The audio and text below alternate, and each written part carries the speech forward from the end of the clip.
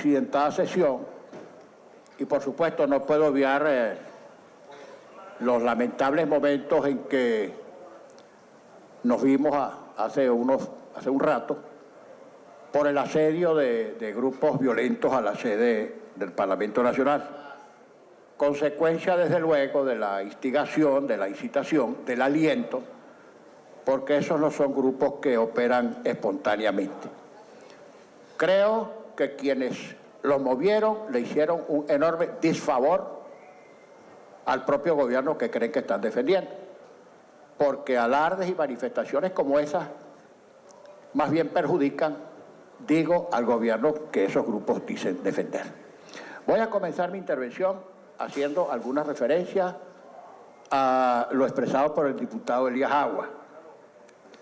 Diputado Agua, yo no soy el jefe de la oposición, yo soy uno de los dirigentes de la oposición. La oposición no tiene un solo jefe, no tiene un solo. Somos muchos. Así es que el halago, eso que en lenguaje coloquial se llama caridad con uñas, no nos va a hacer mella, porque nosotros sabemos que es una estrategia o un recurso válido el tratar de sembrar este tipo de intrigas o de diferencias entre los dirigentes de la oposición. Somos muchos y tenemos muchas diferencias, pero al final siempre nos ponemos de acuerdo y tomamos nuestras decisiones. Como son también, por cierto, varios y tendenciales los liderazgos que hay en el seno del partido de gobierno y en el gobierno mismo, uno de cuyos más importantes dirigentes es Nicolás Maduro, ciertamente. Pero hay también grupos y hay tendencias y usted lo sabe. Yo quiero referirme casi para hacerlo como aclaratoria o como reflexión por última vez en este tipo de debate, despejar algunas cosas. No constituye para nada desestabilización, ni golpe de Estado, ni de impronto, ni continuado, ni en secuencia, el que alguien haga uso de los derechos constitucionales que tiene para remover a un gobierno, promover un revocatorio, solicitar la renuncia, eventualmente promover el enjuiciamiento, tratar de aprobar una enmienda, en fin, son recursos que están en la Constitución. Y si son recursos que están en la Constitución, a quien los utilice, a quien los aliente, a quien trate de arbitrarlos, no se lo puede acusar de desestabilizador ni de golpista.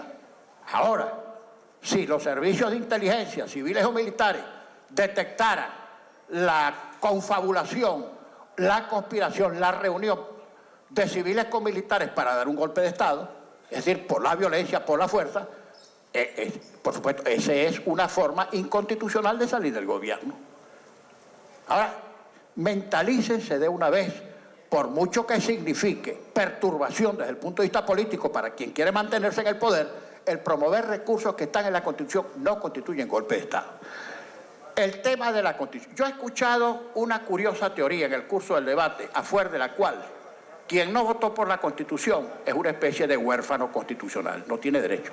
Señor, yo no voté por la Constitución. ¿Y por qué no voté? Porque si bien su parte programática es excelente, creo que la parte orgánica hipertrofia las facultades presidenciales, castiga mucho la descentralización, elimina el control civil sobre las Fuerzas Armadas, consagra el fuero militar y consagra una serie de poderes yuxtapuestos y sobrepuestos que confunden el ejercicio de la función pública. Ahora, el hecho de que yo no haya votado la Constitución me convierte a mí en una especie de paria constitucional que no tiene derecho. ¿Solo tienen derecho los que votaron por la Constitución? Por supuesto que no. Y mire, diputado Java, una reflexión. Si usted consulta las cifras del Consejo Nacional Electoral, se conseguirá con que 7 de cada 10 venezolanos no votaron esa Constitución. Unos porque votaron en contra y otros porque se abstuvieron. 7 de cada 10 venezolanos no votaron, por lo que sea. También es menester reconocer que esa fue una Constitución que, conforme a las reglas, votó en referéndum aprobatorio la mayoría del pueblo. Eso no se discute. Pero insisto, el hecho de que alguien no haya votado la Constitución no significa que esa persona no pueda invocar los derechos que esa Constitución contiene, ni exigir que se cumpla por parte de quienes quieren cumplirla. ¿Ok? Bien.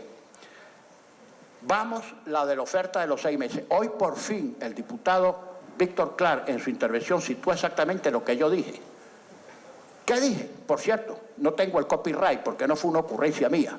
Repetí lo que nosotros en el curso de la campaña electoral todos habíamos ofrecido como plataforma electoral, que íbamos a presentar en el lapso de 6 meses, dentro del lapso de 6 meses, una salida democrática, constitucional, pacífica y electoral del gobierno. No que lo íbamos a sacar ni que íbamos a dar un golpe, que dentro del lapso de 6 meses íbamos a presentar fórmulas democráticas, constitucionales, pacíficas y electorales para salir del gobierno. Y efectivamente las presentamos.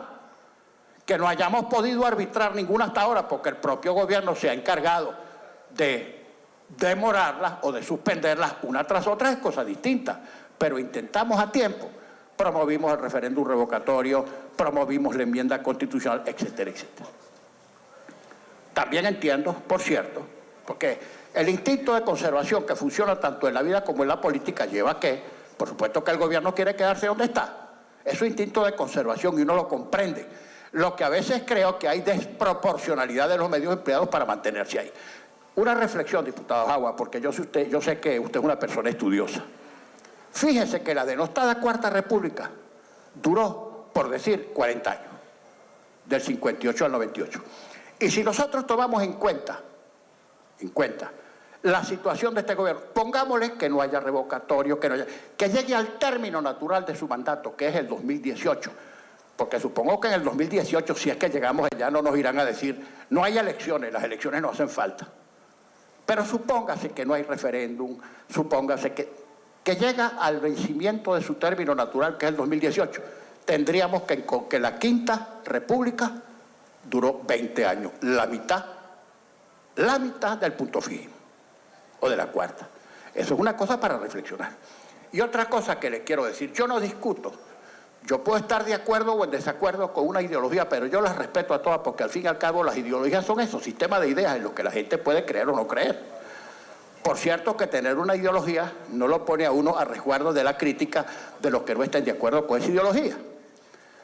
Pero bien, pero lo que no se puede es ideologizar de tal manera un modelo de desarrollo por manera que sea imposible rectificar si el modelo falla. Y yo creo, me perdona usted, lo digo con el espíritu crítico más objetivo, me parece que esa ha sido la gran falla que ha tenido el gobierno, aferrarse a un modelo pretexto de una ideología que no ha dado buenos resultados en la práctica. Y no lo rectifican. ¿Por qué no lo rectifican? No me puedo permitir ejercicio de imaginación porque yo no estoy en el seno del gobierno para saber.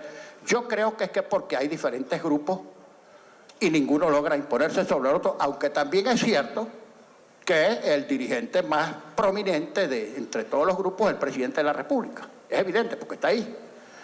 Ok. El tema de las giras del presidente. Yo creo que una de las cosas que más le ha hecho daño al gobierno afuera, más que adentro, incluso afuera, es este conflicto de poderes. Le ha hecho mucho daño, y lo saben ustedes, cada vez que el presidente recurre a organismos internacionales en procura de créditos frescos para aliviar la situación fiscal, se consigue conservaciones porque en los organismos internacionales hay reservas y porque no están acostumbrados a esto. Están acostumbrados a una democracia funcional donde el presidente es el ejecutivo, el poder legislativo legisla, controla, etcétera, y el poder judicial dicta sentencias y examina los juicios con absoluta imparcialidad respecto de los dos poderes. Pero desde afuera no perciben, y esto no se trata de que nuestra propaganda haya sido exitosa, sino que desde afuera se percibe, por ejemplo, lo que transmiten las diferentes embajadas y el cuerpo diplomático acreditado aquí, que hay un control del Poder Ejecutivo sobre el Consejo Nacional Electoral y sobre todo por el Poder Legislativo, por manera que se utiliza como una especie de instrumento para privilegiar siempre al Ejecutivo en perjuicio del Poder Legislativo que ha sido electo por el pueblo.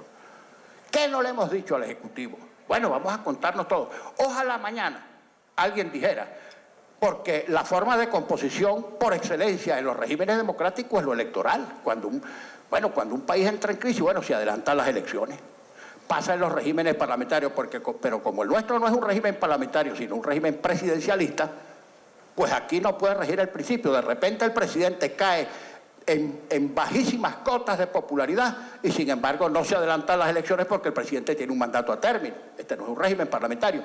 Pero en un momento de una crisis como esta, caramba, si la forma de composición política es la elección, Bueno, ojalá nos contáramos todos, el Ejecutivo, el Legislativo, etcétera. Ojalá nos contáramos todos. Esa solución la ofrecimos hace tiempo. Yo no sé incluso si en el mediano plazo esa pudiera ser, digamos que una solución consensuada o negociada. Me da terror pronunciar la palabra, no vaya a ser que se interprete mal. Pero, aquí o en determinado momento, o vemos cómo arreglamos las cosas o vamos a terminar matándonos. Y yo creo que eso no es solución para nadie. Y se los digo, yo sí creo en las recíprocas concesiones que hay que hacerse en política, porque yo he sido fundamentalmente parlamentario, pues yo creo en esto, en el diálogo, en la conversación. Pero tenemos que ver qué hacemos, porque si seguimos como vamos, vamos muy mal. Y vamos muy mal, no nosotros, no la clase política, no los parlamentarios, ni siquiera el Ejecutivo. Va muy mal el país. Fíjense lo que acaba de pasar, diputado Jagua, diputado Héctor Rodríguez, colegas del gobierno, con los bonos. Por 3 veces, el presidente de PDVSA, o sea, no han logrado el canje de los bonos. 3 veces, gravísimo, y los bonos siguen cayendo. Entonces, ¿qué dice el presidente de PDVSA, Eulogio del Pino, que es un hombre versado en materia petrolera y que tiene experiencia en la industria petrolera? Sale con lo siguiente: bueno, el que no entra el canje de bonos no le pago. Señor, eso te puede valer aquí para pongamos por caso, un contratista de PDVSA a quien tú le pagaste con bonos y tú le dices: mijo, si no me aceptas el canje no te pago. Pero eso se lo va a decir Eulogio del Pino como presidente de PDVSA al mercado financiero internacional. Si es que el tenedor de un bono de esos que no lo quiera canjear en cualquier parte del mundo, recurre al domicilio especial, que es la ciudad de Nueva York, y demanda el pago de su bono, y le confiscan, le embargan o dictan cualquier medida precautelativa con cualquiera de los bienes que tiene Venezuela en el exterior. Ahora, yo no soy de los que, por cierto, se frotan las manos cada vez que bajan los precios del petróleo, que los hay. Está bajando el petróleo. Si baja el precio del petróleo, bueno, la afectación es universal. Por supuesto que el pagano de esas cosas, así como el beneficiario de cuando sube el petróleo es el gobierno, que dice: gracias a mi política el petróleo subió, pero nunca dice cuando baja el petróleo gracias a mi política el petróleo bajó. Y realmente cuando sube o cuando baja es más producto del mercado que de la imaginación o de la política de cualquier gobierno. Esa es la verdad. Pero bien, yo no me alegro como venezolano de que el petróleo baje de precio. ¿Por qué? Porque cuando el petróleo baja de precio se afecta a todo el país. Se afecta a todo el país. Ahora, lo que sí me tiene que preocupar como venezolano es la mala administración de una cantidad de dinero que hemos manejado, digamos, que ha manejado el país todos estos años y que no se han traducido en una inversión eficiente para mejorar la situación general del país. No es verdad. Y ahí están los resultados económicos traducidos en desabastecimiento, en crisis de los servicios públicos, en inflación, y pare de contar. El presupuesto de este año. Colegas, más allá del desatino de mandárselo al Tribunal Supremo de Justicia en base a todo lo que ha dicho el tribunal, que si estamos en desacato, en fin, eso fue una escopeta montada. No me voy a referir a eso porque hemos hablado bastante. Antes de tomar posesión nosotros el 5 de enero, se designaron aquí los magistrados exprés y nos quitaron las 2/3 partes con la sentencia de la sala electoral. Eso está cantado porque eso fue el recurso que el gobierno se imaginó para neutralizarlo. Y respeta las elecciones solo cuando las gana, le desmagan a la alcaldía mayor y le vaciaron la alcaldía mayor de contenido y le nombraron un gobierno paralelo del Distrito Capital. El mismo diputado Jagua es protector del Estado de Miranda. Entonces, si gana las elecciones, vale, ganamos las elecciones. Y si las pierden, bueno, lo que les acabo de decir. Si hacemos las elecciones, las de gobernadores prontico van a tener que nombrar 24 protectores. Bueno, pero entonces, ¿a qué es lo que me quiero referir? Que ese presupuesto que se acaba de aprobar ahora, y a ustedes los va a afectar como venezolanos y a su familia y a la familia de la gente de la Fuerza Armada, 8 veces superior al presupuesto de este año. Yo no soy economista, desde luego, pero lo que explican todos los economistas es que la octuplicación del presupuesto de un año para otro significa prender la maquinita. Y eso significa inflación. Por ahí está hablándose ya de 2.500% de inflación el año que viene. Bueno, eso es pavoroso. Entonces, mire, colegas, de verdad que nosotros, no fue verdad que cazamos una pelea de poderes desde que ganamos las elecciones, el gobierno, yo creo que se hiperasustó, porque por primera vez en 17 años no controlaban el Poder Legislativo. Y entonces funcionó el Instituto de Conservación. Caramba, vamos a ver cómo lo neutralizamos. Y creo que lo hicieron de la peor manera.